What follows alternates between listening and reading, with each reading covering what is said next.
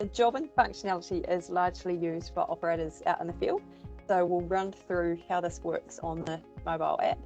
On our main homepage, we've got a tile jobbing, and when we click that, we come to the main jobbing page. Each of these cards here is what we refer to as a job card. Job cards do go through various statuses reflecting where that job is at in real life, and each status has its own colour code. This gives the users a good quick visual overview of where all of the jobs are at. So job cards start off as a new request, and that is a pink colour. When the job's confirmed or started, the operator moves it to in progress, and that is an orange colour here. Once a job is completed, it moves to a green and then through to a blue when it's invoiced. On the main jobbing page, we've got one tab showing us all about active job cards, then a second one showing us any archived cards. So once a job card has been completely finished with, you can archive it. You can also delete a job card. We do have put in a couple of restrictions around deletion, based purely on the fact that once a job card has been deleted, there's no getting it back. But you can remove a job card completely if the job is never going to go ahead. Also on this main jobbing screen, we've got what we call a technician filter, and within each job card you can assign a technician, so who's responsible for doing the job. Then we can apply a filter here. We can choose any user that's attached to our company, or we can look at jobs that haven't yet been assigned, or we can view everything. And if we choose a technician, this displays only the cards that have been assigned to that technician to do. So from the technician point of view, they can select themselves in that top filter and know that's the list of the jobs they're responsible for, and not get distracted or bothered by any other jobs that are shown in the list. You'll see if we look at all of our job cards, they are grouped by date, and then within each day, if there's more than one job card in that day, it's sorted by time. We do have a due date field within the job card, and that's when we're committing to have the job done by. So if no due date has been set, the job card will sit in a group here called unconfirmed.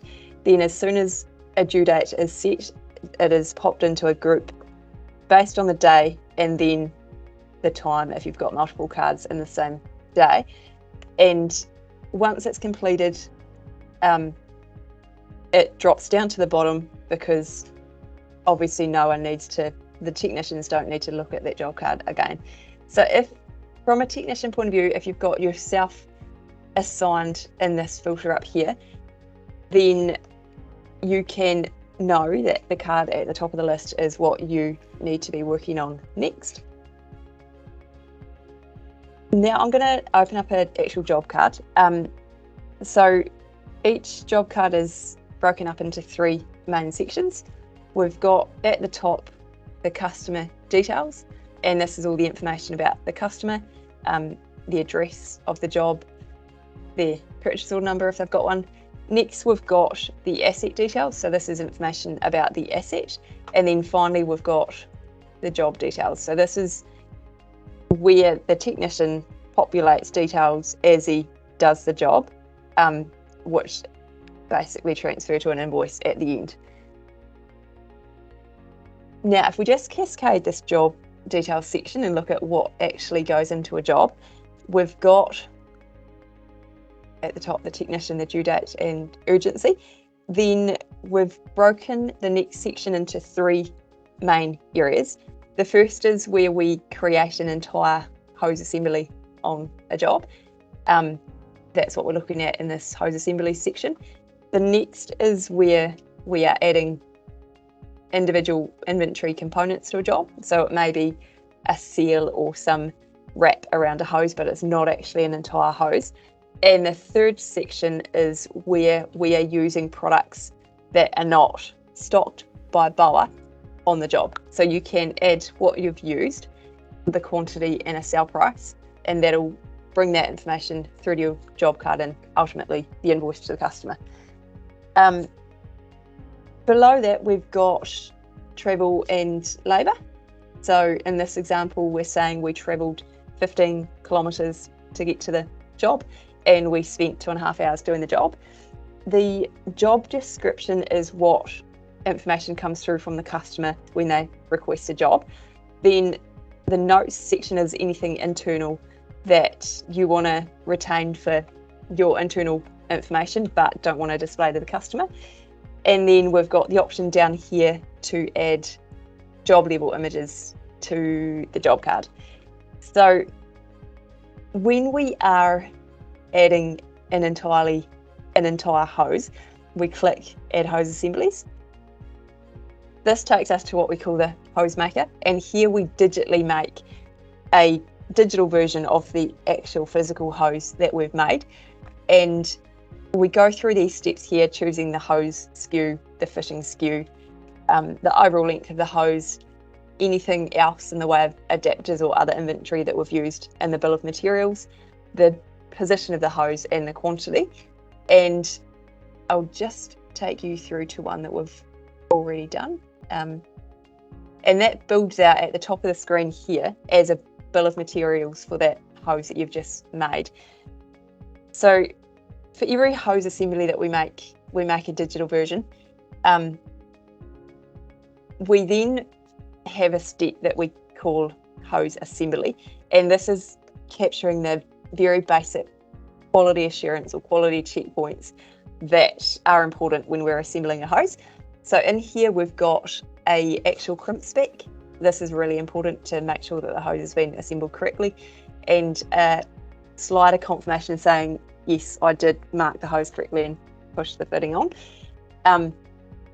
Then further down in this section we've got fields for a hose ID, which we'll discuss later as part of hose tagging, and also some options around the damage type and the repair type, so we can specify whether the damage was caused by general wear and tear or whether it was a customer inflicted damage. And this is really important to companies that are hiring assets out, because they can on charge any repairs that have been caused by their customer, but if the repair was due to general wear and tear, they need to soak up the cost.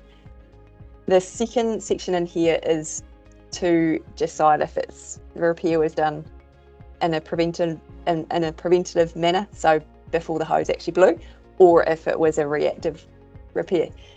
The other thing that we do in this section is take an image of the hose that we've made, and this is stored against the actual hose assembly, and again just a quality control and transparency measure to show that the hose is being assembled right, and that's shared between both the repair guy and the customer that they're doing the job for. In this example I've just taken a dummy image and uploaded it, but that'll show us where that displays on the job card. Once you've been through that step, you click finish, and that saves whatever data you input there. So once you have completed a job card and you're confident you've caught all the information that you need to save, you do click complete. And now a couple of things happen when you complete a job card. It does initiate the moving of products that you consumed to your cart, so part of the inventory management cycle, and it also generates the PDFs, the job card PDFs that are sent with the invoice or used for internal use. So in here I'm going to assign the job to pod 5 and click save.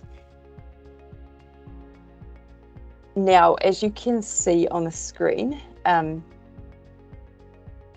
sorry, it's a bit slow on the video, it has moved to job completed status, which is indicated by the green banner at the top, and I now have the option to download and email the job card. So if we click this button, we've got two options. We've got a customer facing version and we've got an internal version. The customer facing version has been designed to send to the client along with the invoice, basically as proof of job being completed. The internal version does display a lot more information, including internal notes, date and time stamps of when particular activities were done, and all of the buy and sell pricing. So really important that these two don't get mixed up with each other. So customer facing version is really simple and looks like that. Again, I've used just dummy images in here, but this would display a close-up of the hose that you've just made. And this here is from the job card level image upload to show any images of the job that you want to attach. Then the internal version has got job notes down here, which are purely internal. It does have a bit more information in here, so showing which operator assembled the hoses and at what date and time. Then it's got all of your pricing information as well. So if you're using the integration to Xero, this would push automatically to Xero, but if you're using another accounting system, you can hop into here and copy and paste however you want to invoice the job out straight over to your invoice. The other thing that we do display on the internal version that we don't on the customer facing one is a breakdown of the bill of materials used in the hose. And although we still display pricing as an overall hose, this here does provide some detail if the pod operator is wanting to see or record actual inventory per job card.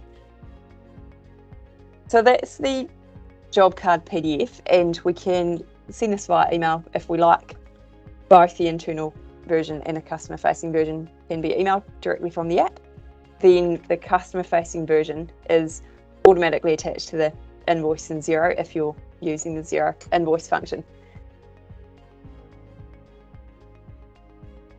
So we'll go over some of the points that we've touched on, such as inventory management, hose tagging, invoicing, and some of the user setup around what prices are displayed in other videos. But this gives you an overall view of how the jobbing flow works from the point where the end customer initiates a job request right through capturing the inventory and the time and the travel, everything about the job, and then transferring that through to a job card PDF and then the final invoice.